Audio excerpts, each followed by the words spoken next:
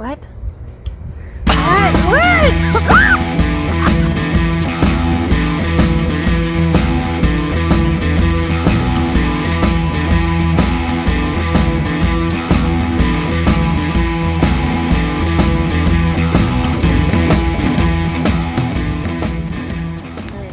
Hey, welcome back to Jackie's Motor Garage. We're here with Tyrannosaurus Bex, or Becca. You can find her on Instagram. So we're at this, I guess, kind of stunt event, I guess. And so we have a little downtime and we're going to interview Becca so you can get a female perspective of what it's like to be a stunt rider. All right, so what kind of got you into stunt riding? So it's actually funny. I got my first bike 3 years ago. And I was at a ride now with my friend Rachel, and we saw these little tiny bikes called a Grom, and we thought they were cute. We were kind of joking on them, and just spur of the moment, I was like, let's just do it. So I bought this Grom, I rode it for like a month, and I went to this local ride that happens every Friday. And I saw these people doing wheelies and my mind was just blown, and I was like, I need to do that. Like, I thought it was the coolest thing. So after like a month, I did like figure eights in a parking lot for a little while just to get used to the bike, and then I immediately started learning a wheelie, and then it was just uphill from there. I fell in love. I love it. Yeah, so I guess tell us about this bike that you have right here. So this particular one is a 2016 FZ07, Yamaha FZ07. It's actually my second one. I love it. It's personally my favorite, especially moving from a Grom. It's upright seating, it's a naked bike, it's a lot more comfortable personally than going to like the typical 636s. It's very, very torquey, so it's kind of a cheater bike. It doesn't take a lot of effort to get it to come up, but I absolutely love it. I got a Graves tank on it, the Impact Tech engine cage, and then of course the Full Metal Stunts sub cage and 12 bar. Definitely the essentials. If you get into stunt riding, they'll save your bike for sure. So besides this bike, what other bikes do you take out to do, I guess, your stunt riding? I just got a Sportster, a Harley Sportster. I love it. I think it's actually one of my new favorite bikes. Yeah. It's a lot harder, especially, I don't want to pull the girl card, but especially for females because we're generally lighter, to get it up. But once the Harley's actually at balance point, it's so smooth. Like, it's a cool bike to wheelie because you don't see it that often. So especially when you're out here watching guys who can drift it and like elbow drag like Dom, like it's crazy. It's a lot of fun. Yeah, no, that's awesome. When the first time I rode a Sportster, I actually fell in love with it, but of course I don't like wheelie or anything. Hey, at least you're riding. There's not a lot of girls out there that ride. It takes a certain kind of female to get out there on two wheels because it's scary. It can be scary to do this type of stuff. Yeah, and I feel like there's just getting into it. I never realized. I mean, it's still really male dominated, but there's a good handful of female riders out there and stunt riders. Yeah. So it's cool to see. So I was actually really surprised to find out that Becca's only been riding motorcycles for 3 years, and that blows my mind because I've been riding almost a year and I'm still like around the neighborhood. But so what advice would you give, like especially females wanting to get into riding or stunt riding, just the motorcycle community? So I'll be honest, and I give you props for starting out in a Sportster if that's your first bike. I would have never gotten into riding, especially stunt riding, if I didn't start on a bike as small as the Grom. It's just way less intimidating and it's a lot cheaper, and if you do go into the aspect of stunt riding, to me personally it's the perfect bike to learn on because it doesn't have the power to necessarily cheat, to just use the torque to bring it up. Those bikes, they're a lot slower, they're a lot closer to the ground, so when you loop them, you're way less likely to get hurt. And when you do, I've tossed my Grom across a lot and it never broke. It was completely fine. So then getting into stunt riding as a female, I realize it's a male-dominated sport, but just don't get intimidated.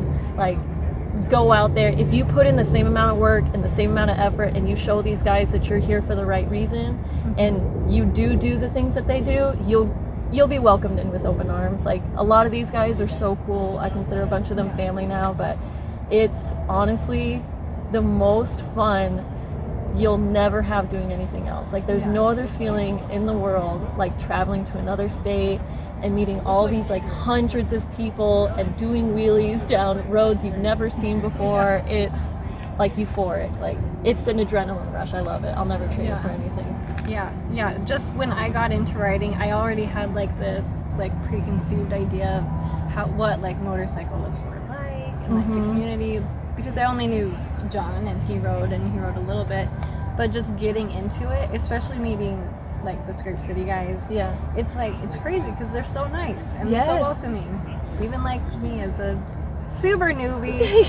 But it's fun. So that's one of the biggest benefits I've found from riding, is just the community. But especially going into it not knowing anybody, I could see why a lot of girls could be scared, because it could be intimidating pulling up on a bike you've never ridden before with a bunch of guys who are doing scraping down the road, and you're like, oh man, like I'm just a newbie. But it's awesome. Just stick to it. You'll love it. It's great. So of course, riding and stunt riding, there's always the risk of crashing, going down, getting hurt. And you said this is your second bike, your second FC07? Yes. So do you want to tell us a little bit what happened? So with my first FC07, I had a completely stock, same exact bike, actually, just a different color scheme. It had those like classic high-vis wheels that everybody loves. Some people love. So I actually drove all the way to ROC in St. Louis, and I was at the front of the pack not thinking anything of it. You can't get comfortable in these rides, and that was my mistake. I was in a sit-down wheelie, and me and my friend Courtney, we were in wheelies, and I heard a dirt bike clutch up next to me. So I was in a sit-down, and I was looking over it, but I couldn't see to my left, and I wasn't really paying attention. A sumo ended up looping, and when he looped, his bike hit the wall of the freeway and bounced back in front of us.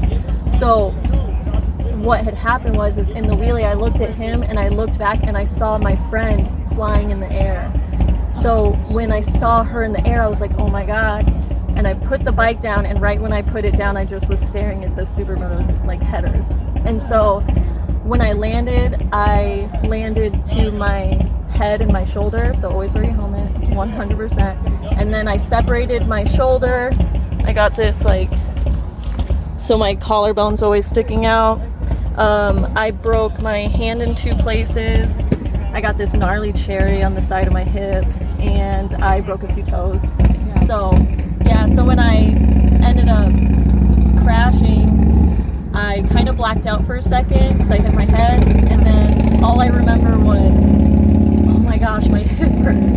And then I told myself, I was like, oh my God, you crashed. And I remember telling myself to tuck and roll. So I grabbed myself, and then all you see is my legs just flailing. So Courtney ended up flying at least 15 or 20 feet in the air. She landed straight to her back and bounced up to her feet and didn't get anything. She barely even got road rash. So, and then the guy who crashed the Supermoto, he nothing. He rode away too. So unfortunately, I'm the only one that got hurt, but for how bad the crash was, and we were on the freeway going at decent speed, I got extremely lucky. But that's obviously worst case scenario. Learning wheelies, you'll 100% crash. It just comes with the game. Before I actually learned balance point, I crashed at least 5 or 6 times, just looping. And then you land on your butt, it hurts, but it's not so bad. If you wear padding, it helps a lot with the scare factor of getting back on the bike. But so I ended up totaling that bike. But I got another one a few months later, and I love it more than ever. So. Well, it's cool that didn't scare you, because I can see people going through that and then just that they're like, I'm done. Yes. So it's cool that you were able to hop back on and continue. Thank you. So I saw on Instagram that you partnered with Scrape City to do this collaboration for a hat.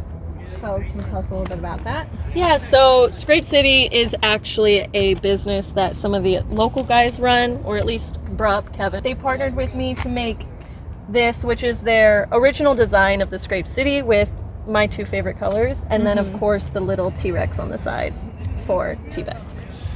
It's still on their website. I think there's a limited quantity left, but there's still definitely some out there. I love them. They fit perfect. And then even if you don't want this particular one, they have a array of other colors to choose from. So they're a solid company. Scrape City itself is more directed towards titanium. They started off as titanium because when essentially you come back in a wheelie past balance point, this will touch the ground and create sparks, which is a scrape. So they are more marketed towards this, and then they also sell things such as t-shirts, keychains, stickers, all types of stuff. That's awesome. So get them while they're hot before they're all gone. Check out Scrape City. I'll link all the stuff down below. Right, well, thanks for letting me interview you. This was fun. I don't get to talk to a lot of female riders. So make sure you check out Tyrannosaurus Bex. I'll link her Instagram below. And I'll share some of the footage and pictures that I've taken of her from today and lot sessions that we've gone to in the past. So make sure you like and subscribe, and I'll catch you on the next one. Bye.